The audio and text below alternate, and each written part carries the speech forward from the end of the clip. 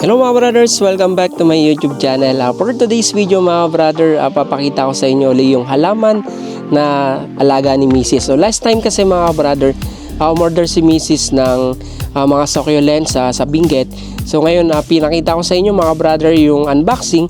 This time naman ngayon mga brother, papakita ko naman sa inyo yung tinanim na ni Mrs.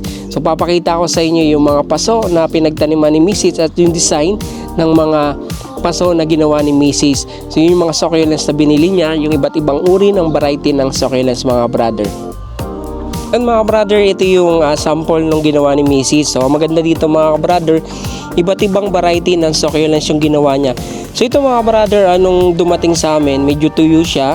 So ngayon medyo malalaki na at saka bukadkad na yung kanyang dahon. So iba't ibang variety ang kanyang ginawa dito mga brother, sa pinaghati-hati niya. Ayan, ito yung sample na ginawa niya. Yan. So marami kasi siyang mga paso mga brother, kasi yung pandemic mahilig siya magtanim. So ngayon may mga halaman tayo nakalagay dito malalaki. So ngayon wala na. So ngayon naisipan niya mga brother gumawa ng design yung pinaghalo-halo yung iba't ibang uri ng succulents. So may maliit, may malaki. So dito yung pinagtaniman niya mga brother. Yan. Ito yung unang gawa niya. Tapos meron din siyang yung isang mga bukadkad. So mga brother, di ko lang sa inyo masabi kung ano yung mga tawag dito sa kanyang succulents. Tingnan mo, napakaganda naman mga brother, oh. Yan. Tapos ito mga brother, yung may mga petals na lalaglag, yun yung mga tinatanim niya mga brother. Napakaganda, oh. Yan. Iba't ibang kulay mga brother. Tapos ito naman yung isang sample niya. Ganda mga brother. Yan. 4 na uri sa isang paso ang kanyang nilagay mga brother. Yan. Tapos meron din siya dito. So marami to mga brother, papakita ko sa inyo lahat. Ang gaganda mga brother. Ito kasi libangan ni Mrs. Kasi siya, ang ginagawa niya mga brother, nananahi. So after niyang manahi, kasi ito nag-aalaga siya ng mga ganito. So mas maganda kasi ang succulents kasi maliit lang sa space, tapos maganda siya pang display compared doon sa malalaking halaman.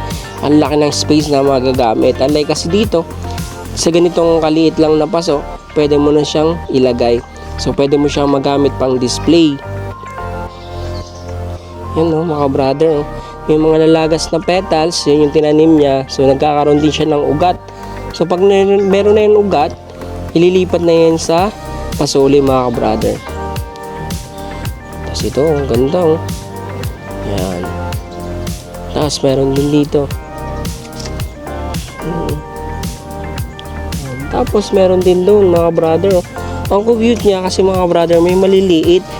Yan, nabuhay na. So yan yung mga pera-perasong maliliit mga brother. Dati ang liliit niyan, ngayon sobrang laki na.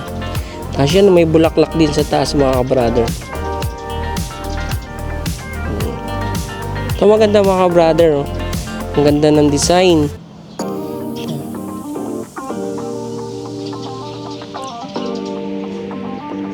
Maganda din siya. Kaya tinutubuan na siya ng mga damo. So ngayon lilinisin natin yan mga brother. Mga tumutubo mga damo.